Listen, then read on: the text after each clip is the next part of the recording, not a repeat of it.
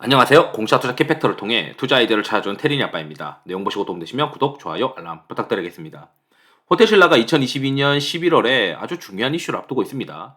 이 이슈에 따라서 2023년도 이후에 애널리스트들의 호텔신라 이익 추정치가 변경되는 어떤 이슈가 될 것 같은데, 내용 보시면 보통 이제 면세점 협회에 들어가서 호텔신라와 같은 면세점 업체들 또는 뭐 화장품 업체들은 이 외국인들이 얼마나 이제 면세점에서 돈을 쓰느냐, 매출을 얼마나 쓰느냐, 그리고 입국자 수가 어떻게 되느냐, 외국인 인원수 이런 것들도 나오죠.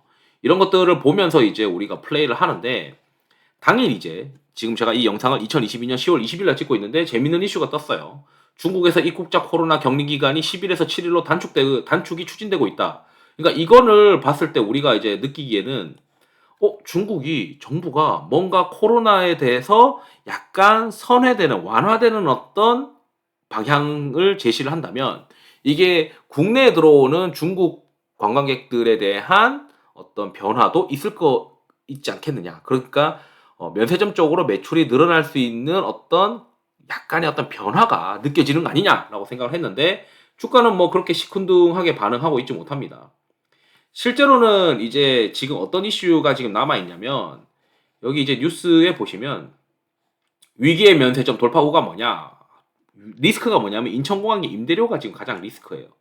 그리고 인천공항 임대료에 대해서 이 면세점 사업권 입찰이 조만간 개시될 전망인데 이 면세점 사업권 입찰이 언제 될 거냐면 지금 시장에서는 11월 초에 입찰이 될 것이다라고 되고 있습니다.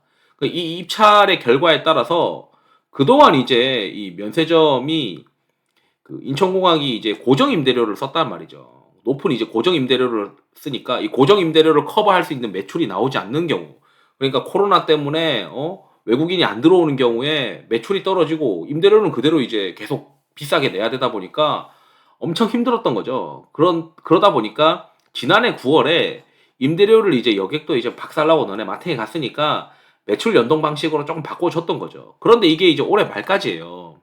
그러니까 애널리스트 추정치는 내년에 이제 계속 매출 연동 임대료가 이제 지속될 수 있다라고 볼 수가 없을 수 있어요. 그러니까 내년에도 다시 이제 고정비 방식으로 돌아갈 가능성도 크다라고 보고 있는데 일단 지금 이 고정비 너무 높으면 안 되고 차라리 고정비를 좀 낮춰서 하든지 아니면은 매출이 연동되는 어떤 임대료를 좀 적용해 달라. 뭐 이런 이슈들이 지금 있습니다. 그러다 보니까 2022년 11월에는 매출 연동 임대료가 적용이 되든지 아니면 임대료가 깎여서 들어가는 건지 이 원가에 해당하는 매출은 어차피 여기 이제 면세점 협회 보면 되는데 원가의 어떤 구조가 이제 확 정해지는 게 11월이라는 거죠. 11월에 이제 입찰 공고가 뜨면서 인천공항 애들 정신 못 차렸네라고 우리가 판단할지 인천공항 애들의 어떤 생각으로는 그래도 이제 면세점 업체들이 돈을 벌 수 있게 해주는구나라고 생각할지 그